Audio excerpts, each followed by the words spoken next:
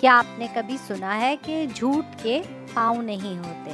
یہ ایک مشہور کہاوت ہے اور ہماری آج کی کہانی کا عنوان بھی یہی ہے۔ تو بھائی چلیں جلدی سے آپ کو کہانی سناتے ہیں۔ ایک مرغا کسی درخت کی ایک اونچی سی شاخ پر بیٹھا ہوا ککڑو کو ککڑو کو کر رہا تھا۔ اتفاق سے ایک لومڑی درخت کے پاس سے گزری اور ککڑو کو کی آواز سن کر اوپر دیکھنے لگی۔ درخت پر تو جناب ایک موٹا تازہ نوجوان مرغا نظر پڑا تو لومڑی کے منہ میں پانی بھر آیا۔ دل میں کہنے لگی، شکار تو بہت عمدہ ہے، مگر اسے نیچے بلانے کی کیا ترکیب کرنی چاہیے؟ وہ تھوڑی دیر سوچ کر مرغے سے بولی، کہو میاں مرغے، اچھے تو ہو۔ مرغے نے جواب دیا، مہربانی ہے، تم سناؤ تمہارا مزاج کیسا ہے؟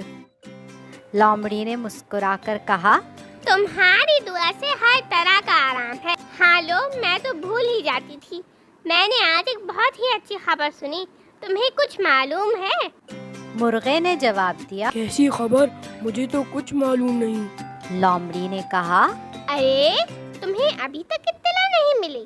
جنگل کے سب جانوروں نے فیصلہ کیا ہے کہ آئندہ ایک دوسرے کو چیرنا پھاڑنا چھوڑ دیں گے اور سب آپس میں مل جل کر رہا کریں گے۔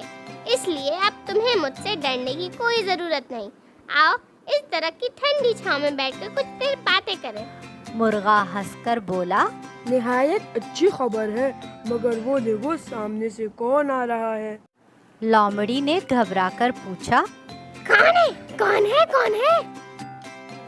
مرغے نے کہا، 2 شکاری کتے ہیں، اچھا ہوا یہ بھی آ گئے، اب ہم سب مل کر باتیں کریں گے۔ اب تو لومڑی شکاری کتوں کا نام سن کر بہت سٹپٹائی اور ایک طرف کو بھاگنے لگی۔ مرغا ہنس کر بولا، بھی لومڑی بھاگنے کیوں لگی؟ آخر ایسی بھی کیا جلدی ہے؟